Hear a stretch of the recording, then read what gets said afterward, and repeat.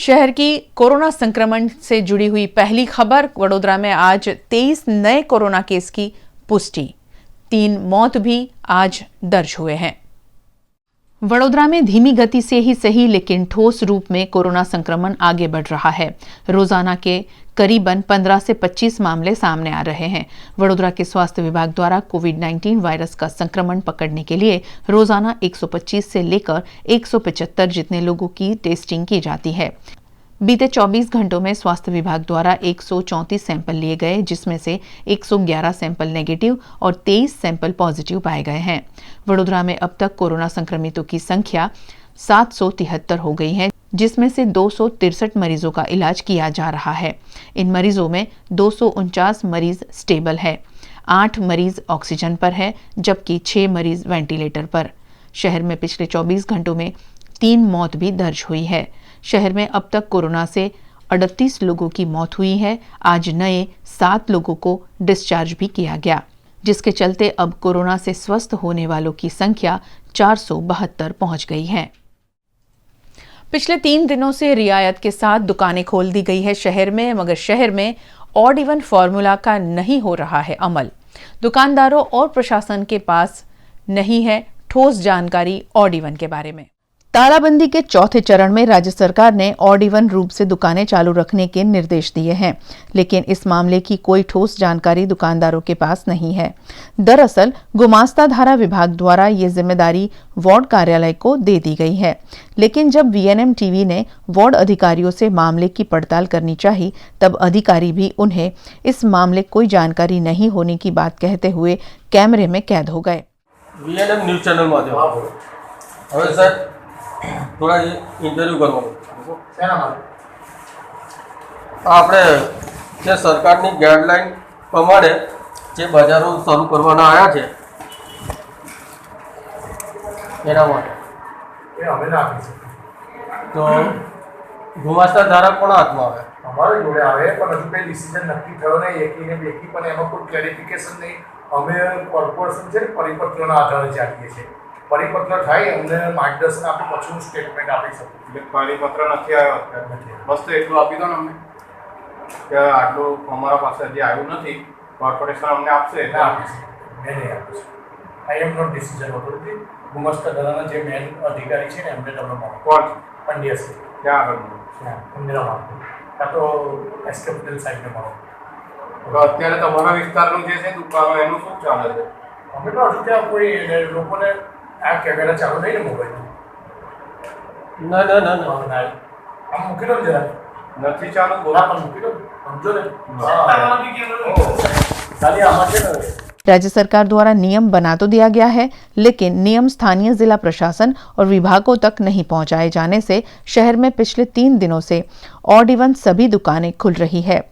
जब प्रशासन के पास ही ऑड इवन की कोई जानकारी नहीं है, तो इसमें दुकानदारों का क्या दोष? अब आने वाले दिनों में ऑड इवन फॉर्मूला का अमलीकरण होगा या फिर इसी तरह से दुकानें खुली रहेगी, ये देखना होगा। देश में 1 लाख से बढ़े कोरोना केस। अगर हालात बिगड़ते हैं तो कैसे संभलेगा देश? और ये हम इसीलिए कह रहे हैं क्योंकि देश में नहीं है आवश्यक स्वास्थ्य सुविधाएं। कैसी है हमारे देश की स्वास्थ्य सुविधाएं? आइए देखते हैं एक विशेष रिपोर्ट।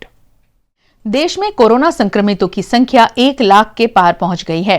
3000 से ज्यादा लोगों की मौत कोरोना से हो चुकी है।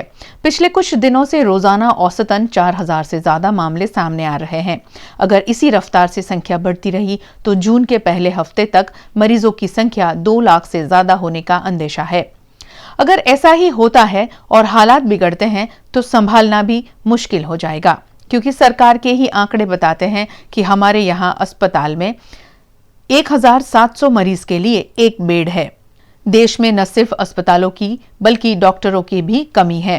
30 सितंबर 2019 को लोकसभा में दिए जवाब में स्वास्थ्य मंत्री डॉक्टर हर्षवर्धन ने बताया था कि देश में 12 लाख के आसपास एलोपैथिक डॉक्टर हैं। अगर ये मान ले कि एक समय में इनमें से 80% यानी 9.61 लाख डॉक्टर भी काम करने की स्थिति में होते हैं, तो 1404 लोगों पर 1 डॉक्टर होगा। ये आंकड़ा WHO के मानक से भी कम है। WHO के मुताबिक हर 1000 लोगों में एक डॉक्टर होना चाहिए। Centre for disease dynamic economics and policy यानी CDDEP की रिपोर्ट बताती है कि हमारे देश में सिर्फ 69,264 अस्पताल ही है। इनमें से 25,778 सरकारी और 43,486 प्राइवेट अस्पताल हैं। इन अस्पतालों में 18,99,228 बेड हैं। देश में सबसे ज्यादा 17,103 अस्पताल उत्तर प्रदेश में हैं। यहाँ 4,635 सरकारी और 12,468 प्राइवेट अस्पताल हैं। उसके बाद कर्नाटक का नंबर आता है, जहां सरकारी और प्राइवेट अस्पतालों की संख्या 10,684 है। सरकारी अस्पतालों में 35,500 तो प्राइवेट में करीब 60,000 ICU बेड हैं। स्वास्थ्य मंत्रालय के आंकड़े कहते हैं कि देश में 16 मई तक 3.1% कोरोना मरीज ICU में भर्ती है। लेकिन ये आंकड़ा अगर बढ़ गया तो क्या होगा? क्योंकि सरकारी अस्पतालों में 35,699 और प्राइवेट अस्पतालों में 59,262 ICU बेड हैं। यानी सरकारी और प्राइवेट अस्पतालों में कुल मिलाकर 94,961 ICU बेड हैं।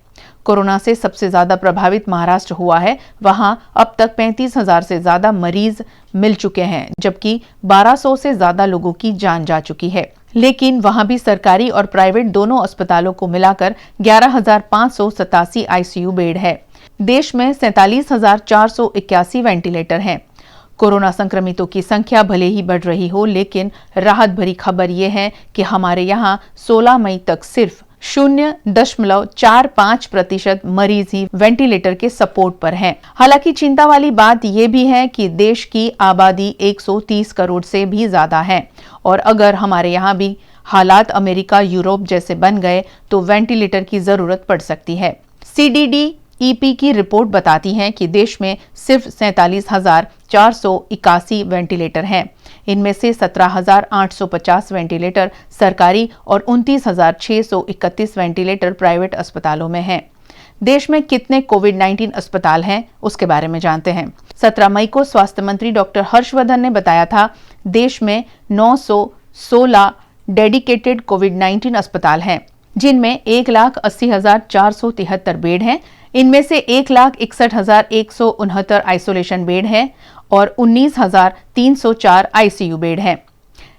इसके अलावा कोविड-19 हेल्थ सेंटर भी बनाए गए हैं, जिनमें 1,17,775 आइसोलेशन बेड और 10,529 ICU बेड हैं। इसके साथ ही 9,536 क्वारंटाइन सेंटर और 5,64,632 बेड वाले 6,309 कोविड केयर सेंटर भी हैं।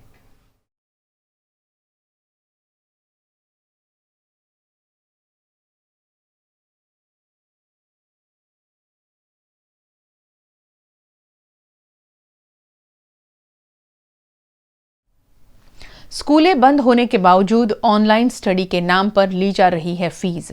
कांग्रेस कमेटी ने उठाए हैं उस पर सवाल।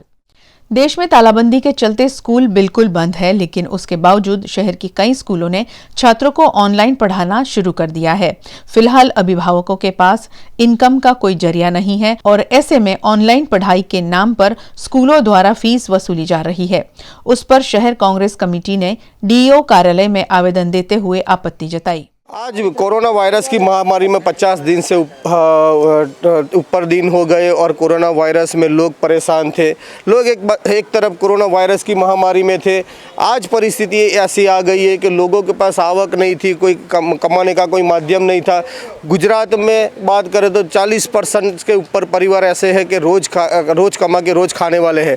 लेकिन जिस तरह से लॉकडाउन की 2 दिन में राहत मिली, सब बाज़ार खुले हो गए और स्कूल वालों ने उससे 10 दिन पहले लोगों को SMS चालू कर दिया कि आप स्टूडेंट फी आप जमा करवा दो, अकाउंट से ऑनलाइन जमा करवा दो। हम सरकार से अपील करते हैं कि ये स्कूल वाले जो पठानी उग्रानी कर रहे हैं वो बंद होनी चाहिए। सरकार से हमने पहले भी, हमारे अध्यक्ष ने बोला, अमित भाई चावड़ा ने बोला था कि भाई एजुकेशन जो है फ़ी है वो माफ़ होनी चाहिए। आज सरकार से हम फिर अपील करते हैं और शिक्षण अधिकारी को हम आवेदन पत्र देने आए हैं कि आप एक परिपत्र जाहिर करो और जो भी स्कूल वाले इस तरह से बच्चों को फी लेने की बात कर रहे हैं वो बंद होना चाहिए और फी में राहत मिलनी चाहिए, जिससे आम परिवार जो छोटा जो मिडिल क्लास है वो फिर से खड़ा हो जाए और अपनी रूटीन जो लाइफ है उसमें ज़िंदा रह सके। लेकिन जिस तरह से स्कूल वाले परेशान कर रहे हैं, ऑनलाइन फ़ी जमा करो, ऑनलाइन फ़ी जमा करो, फ़ोन कर रहे हैं, वो गलत बात है। और कोरोना वायरस की लड़ाई समग्र विश्व की लड़ाई और भारत देश की लड़ाई, ये राष्ट्रहित की लड़ाई है। तो राष्ट्रहित में जो स्कूल संचालक है उनका भी योगदान होना चाहिए, ये हमारा मानना है। वासना भायली रोड पर वुडा आवास में 5 वर्ष की मासूम पर दुष्कर्म किया 16 साल के नाबालिग ने। आज पुलिस ने उसी मामले तफ्तीश की। वासना वुडा के मकान में रहने वाली 5 साल की बच्ची पर पड़ोस में रहने वाले 16 साल के नाबालिग द्वारा दुष्कर्म किए जाने की घटना जेपी रोड पुलिस थाने में दर्ज हुई है। शिकायत के आधार पर जेपी पुलिस ने मौके पर पहुंचकर दुष्कर्म को अंजाम देने वाले नाबालिग को पुलिस थाने लाकर पूछताछ की। मंगलवार को श्रमिक परिवार की बच्ची खेल रही थी, उस दौरान पड़ोस में रहने वाले 16 साल के नाबालिग ने उसके साथ दुष्कर्म को अंजाम दिया, जिसके बाद तबीयत खराब होने पर मासूम बच्ची को मेडिकल चेकअप के लिए पुलिस द्वारा अस्पताल भेजा गया, जबकि दुष्कर्म को अंजाम देने वाले नाबालिग को पुलिस ने हिरासत में ले लिया है। कल ये घटना हुई थी और 5 बरस की लड़की है, तो वो लड़के 16 बरस का है, साहिल नाम है। वो आया, बुलाया उसको, छोटी लड़की को बुला के उसने अपने ही घर में पीछे की रूम में ले जाके उसके कपड़े निकाले। लड़की खुद बोल रही है। को हम लोगों ने पूछा तो लड़के बोलता है कि ये नहीं, कुछ नहीं किया वगैरह वगैरह बोलता है। फिर बोलता है हाँ मैंने किया, फिर बोलता है नहीं मैंने ऐसा नहीं किया वैसा नहीं, फिर बोलता है हाँ, मतलब वो घुमा रहा है बात है। सरकार की राहत के बाद शहर में खुली थी चाय और नाश्ते की दुकानें, मगर अब वीएमसी ने इस पर पाबंदी लगा दी है। तालाबंदी के चौथे चरण में दुकानों को खोलने की रियायत मिली है, जिसके बाद शहर में चाय की और गर्म नाश्ते की दुकानें भी खोल दी गई थी और इन दुकानों के बाहर लोगों की भारी भीड़ देखी जाती थी। इस मामले वडोदरा महानगर पालिका ने एक परिपत्र सार्वजनिक करते हुए चाय की दुकानें और गर्म नाश्ते की दुकानें, ठेले इत्यादि नहीं खोलने का ऐलान कर दिया है। 2 दिनों से शहर में गर्मा गर्म चाय, सेव उसल, भजिया, समोसा का लुत्फ उठा रहे लोगों के हाथ आज सुबह निराशा ही लगी, जब ये सारी दुकानें उनको बंद मिली। दिया तले अंधेरा, इस सूत्र को साकार करता है वीएमसी का स्वास्थ्य विभाग, क्योंकि वीएमसी के स्वास्थ्य विभाग के नाक के नीचे ही पकाई जा रही है आम पाउडर से। वडोदरा महानगर पालिका कार्यालय के पीछे फ्रूट बाजार है। इस बाजार में आम पकाने के लिए पाउडर का इस्तेमाल कई सालों से किया जाता है, लेकिन स्वास्थ्य विभाग द्वारा इस मामले ठोस कार्यवाही नहीं किए जाने से लोगों को इस तरह पाउडर से पके हुए आम खाने पड़ते हैं, जो लोगों के स्वास्थ्य के लिए हानिकारक है। इस मामले सामाजिक कार्यकर अतुल गामेची ने आपत्ति जताई। वडोदरा महानगर सेवा सदनની પાછળ ખંડેરાવ માર્કેટ આવેલું છે। ખંડેરાવ માર્કેટની અંદર ફ્રૂટ માર્કેટ આવેલું છે અને આ ફ્રૂટ માર્કેટની અંદર હાલમાં કેરીની સિઝન હોય, કેરી પકાવનાર વેપારીઓ દ્વારા અંદર પડીકીઓ મૂકીને કેરી પકાવવામાં આવી રહી છે, બીજા ફ્રૂટ પણ પકાવવામાં આવી રહ્યા છે। વડોદરા મહાનગર સેવા સદનની પાછળ જો આ અંધેર તંત્ર ચાલતું હોય તો વડોદરા મહાનગર સેવા સદનના આરોગ્ય વિભાગના અધિકારીઓ કર્મચારીઓ લાખોનો પગાર લે છે, એ લોકો ચેકિંગ કરવા કેમ નહીં જતા? શું આમાં પણ કોઈ મિલીભગત ચાલી રહી છે? વડોદરા શહેરના મેયરશ્રી, ચેરમેનશ્રી, કમિશનર સાહેબને અમારી નમ્ર વિનંતી છે કે આ બાબતે યોગ્ય તપાસ કરી ફ્રૂટના જે પણ વેપારીઓ મિલાવટ કરતા હોય, પડીકી મૂકતા હોય, કેરી પકાવતા હોય તેમની સામે પગલાં ભરે અને અધિકારી અને કર્મચારીઓ સામે પણ પગલાં ભરે તેવી અમારી માંગ છે।